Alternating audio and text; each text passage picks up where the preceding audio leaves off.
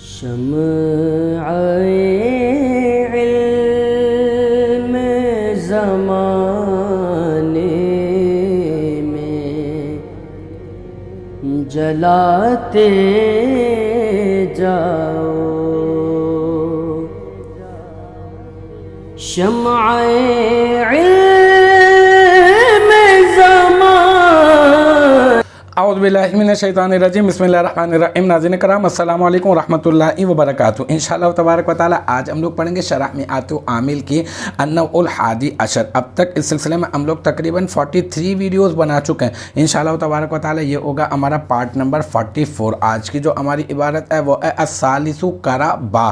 ہم لوگ پڑھ رہے ہیں افعال مقاربہ کے بارے میں نا، تو افعال مقاربہ میں دو کے بارے میں ہم لوگ پڑھ چکے ہیں، عصا کے بارے میں اور قادہ کے بارے میں۔ اس کے بارے میں مزید جو تفصیلات تھی وہ اس سے بھی میں آپ کو آگاہ کر چکا ہوں۔ آج جو ہے میں آپ کو بتا رہا ہوں تیسرے کے بارے میں، وہ ہے الثالث قربا۔ قربا جو ہے نا یہ تیسرا ہے افعال مقاربہ میں سے۔ تو یہ عبارت بہت آسان ہے، ٹھیک ہے۔ الثالث جو ہے اس کو آپ کر دیں کہ آپ ایسا کر دیں کہ الثالث کو ثالث اسم فاعل صیغہ واحد مذکر اس میں ہوا ضمیر مرفوع متصل مستتر راجع بسوئے موصوف محذوف۔ اس سے پہلے الفعل موصوف کو محذوف مان لیں آپ، ٹھیک ہے نا۔